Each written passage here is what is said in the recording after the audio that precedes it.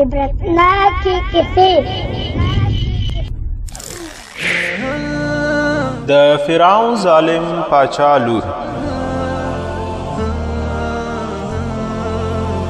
عبدالله بن عباس رضی الله عنه روایت کوي چې رسول الله صلی الله علیه وسلم ویل د معراج په شپه مې خوږه خوشبويي تر سپوږمو شوه.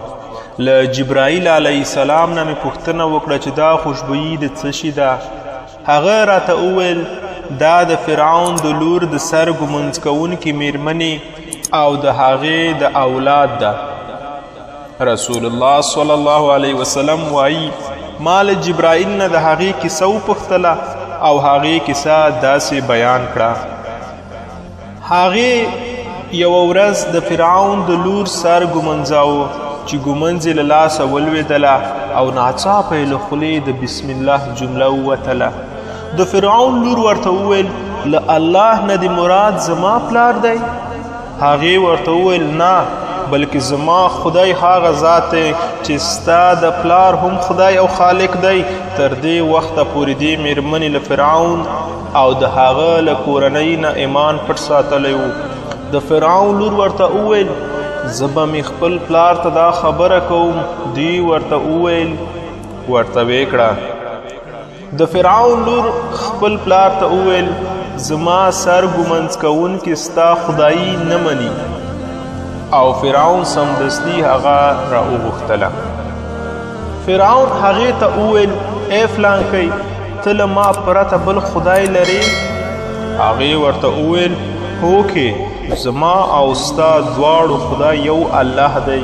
فرعون امر وکړ چې د نحاسو په لوښي کې تیل ګرم کړئ او دا میرمن سره له اولادونو پکې وغورځوئ. دې میرمن فرعون ته وویل زما یوه خبره را سره ومنه. فرعون ورته وویل وایه کومه خبر؟ شاید د فکر کاوه چې زما خدایي منلو ته تیاره شوه. خو هغې ورته وویل زما او زما د اولادونو له سوځولو وروسته زما او هغوی هډوکي په یو کفن کې وپیچه او یو ځای مو دفن کړه. فرعون ورته وویل همداسې به وکړو. دا میرمن سره له اولادونو راوستل شوه او د دې په مخ کې د هغې یو بچی خوټېدلو تیرو ته وغورځول. د دې ایماندارې میرمنې په غېږ کې یو خوړونکی بچی پاتې شو او نور یې ټول په تیلو کې ورید کړل شول. هغه یې په غېږ کې و او د همدې تخوره ماشوم له امله زړه نازړه وه چې څه وکړي. همدې تخور ماشوم ورته وویل مورکۍ ورغورځه د دنیا عذاب د آخرت له عذابه اسانه ده او له ماشوم سره یې خوټېدلو تیلو ته ور ودانګل. عبدالله ابن عباس رضی الله عنه وایي په ماشومتوب کې 4 ماشومانو خبرې کړي دي.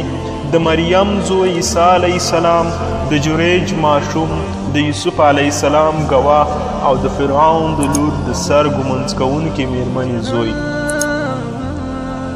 دا قصه د حدیثو په کتابونو امام احمد، الطبراني، ابن حبان او الحاکم روایت کړې ده.